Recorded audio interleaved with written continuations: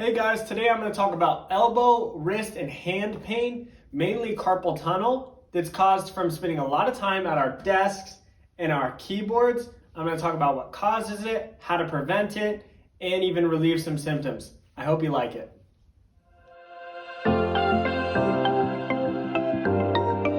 So I know way too many business professionals, designers, or anyone that spends time at a desk that is already suffering from forearm and hand pain, or they may even be diagnosed with carpal tunnel.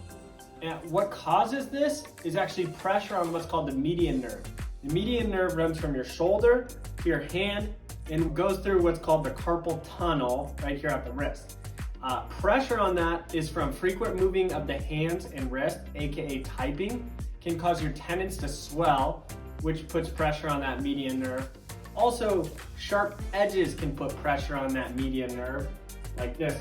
So in conclusion, the cause of this wrist and forearm pain or even carpal tunnel is repetitive movement of the fingers and wrists, repetitive posture, being in the same posture all day, or adding extra pressure to that median nerve through things like sharp edges on your desktop.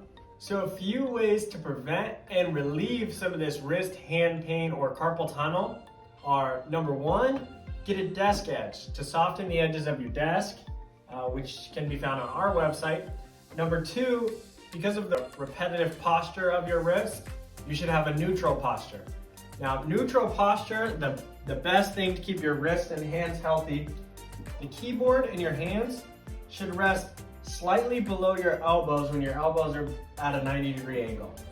So that's like 90 right there. Your hands throughout the day should most often be in this posture right here.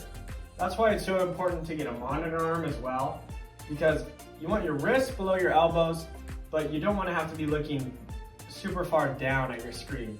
You should be able to look just slightly down at your screen. So that's the neutral posture that I would recommend. Having said that, staying in any one posture for a long time, no matter whether it's with your wrist, your hips, or whatever body part, is not good for you.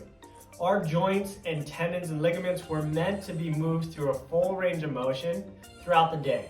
So add some wrist and hand exercises throughout the day, and this will do wonders for your carpal tunnel. I'll show you a few that you can do at the office. First exercise that I would recommend to do about like 2 sets of 10 each day if you're having wrist and forearm troubles. If not, just a few times a week would be good. I like to do it actually every day, but you can see my wrists aren't that loose. It's wrist circles. So like this with your palms open, do like 10 circles out, okay, and then 10 circles in, and try to go through that full range of motion. And actually my wrists get pretty tight, so that's difficult for me. But number two is more traditional stretch. You put your wrist out like this, palm down, and just pull towards you. You can hold that for 30 seconds, and then you want to switch, palm out, and pull towards you. Hold that for 30 seconds. This one would be tough when you first start doing it, but eventually those muscles will start to loosen up. Last stretch, like this, turn this way, and internally rotate your wrist like that, and you hold that for 30 seconds.